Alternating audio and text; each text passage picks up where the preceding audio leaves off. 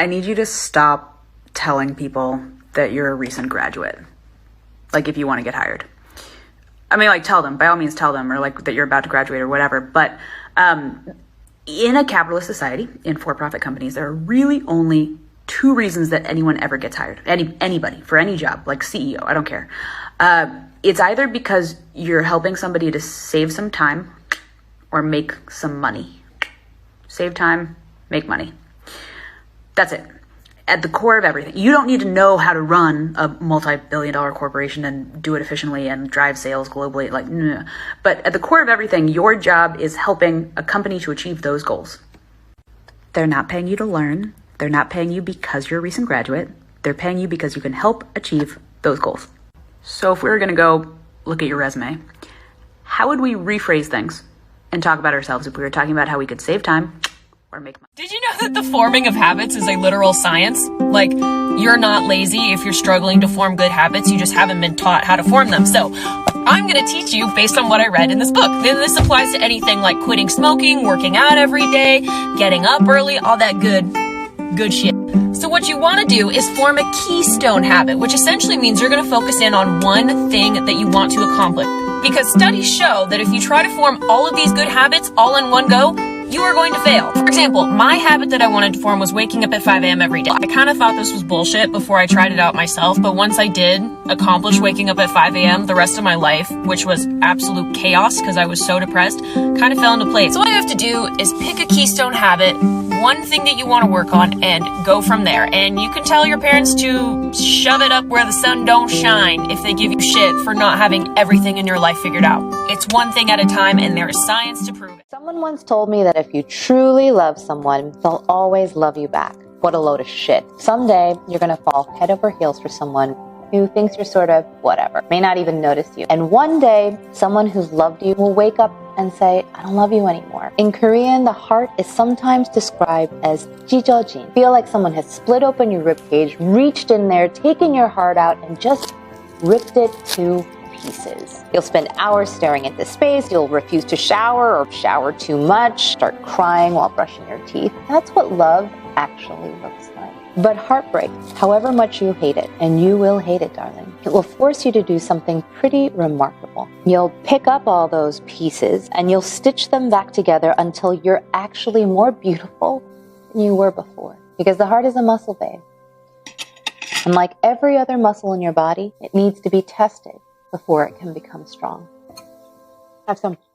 So what's wrong? You love learning, read the books, watched the motivation videos, you're inspired, lots of new ideas to try, but you're stuck. You haven't made the progress you want. Your head is full of tactics, but you're more stuck than ever. You can't implement the actions, even though they're right in front of you. This is where I was. I sounded clever, regurgitating these tactics to people. I felt wise, stroking my own ego, but then the reality hit. I couldn't implement it on myself. I'm not moving. The problem wasn't the tactics, it was the blocks. I didn't have the confidence to execute. No conviction in my strategy. I didn't have a strategy other than to read another book. It was all overwhelming and my brain felt foggy. Not until I stepped back and built a plan that was dosed with appropriate actions, that worked with my strengths and specific weaknesses, did things completely change. This was the key to unlocking the potential I knew I had. If you want more on this, comment. First rule, the moment you start to slide, you're shoveling against the tide.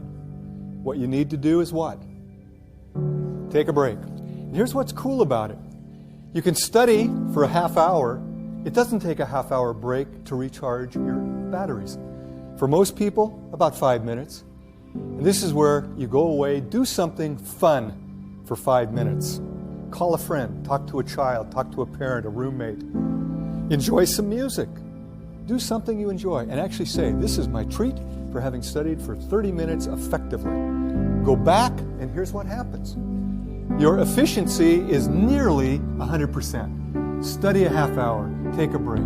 Study a half hour, study a half hour. Now, had she done that over a course of 6 hours, she would have got about 5.5 hours of serious studying and about a half hour of total break time.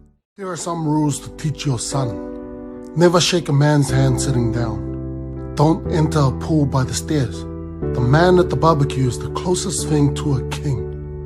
In a negotiation, never take the first offer. Request a late checkout. When entrusted with a secret, keep it. Hold your heroes to a higher standard. Return a borrowed car with a full tank of gas. Play with passion or don't play at all. Always protect your siblings. Don't let a wishbone grow where a backbone should be. If you need music at the beach, you're missing the point. Carry 2 handkerchiefs. The one in the back pocket is for you. The one in the breast pocket is for her. You marry the girl, you marry her family. Be like a duck. Remain calm on the surface, but pedal like crazy underneath.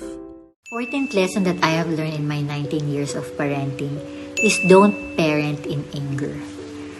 One of the things that I have learned, especially pagka-time naiinis ako or mag-flare up ako na alam kong hindi ko mamamanage yung situation dahil galit na galit ako, I ask for help from my husband. At siya na po ang kakausap sa aking mga anak dahil hindi ako ready dahil galit ako eh.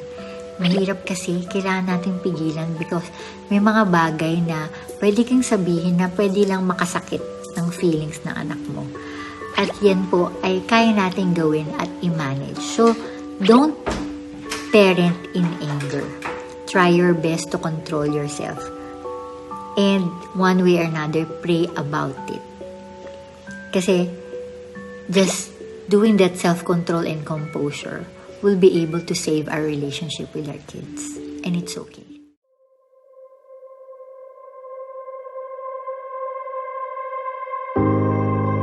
A person who thinks all the time has nothing to think about except thoughts. So, he loses touch with reality and lives in a world of illusion. This is a simple rule that can help you to become a millionaire. It's the 50-30-20 rule. And it means that 50% of your money each month should cover your needs, your clothes, your food, and your rent. 30% should go into savings for the future. Invest in financial freedom. And 20%, this is the play around money. Have fun with them. Do whatever you want because life needs to be fun. 50% needs, 30% investment, 20% fun. That's the rule.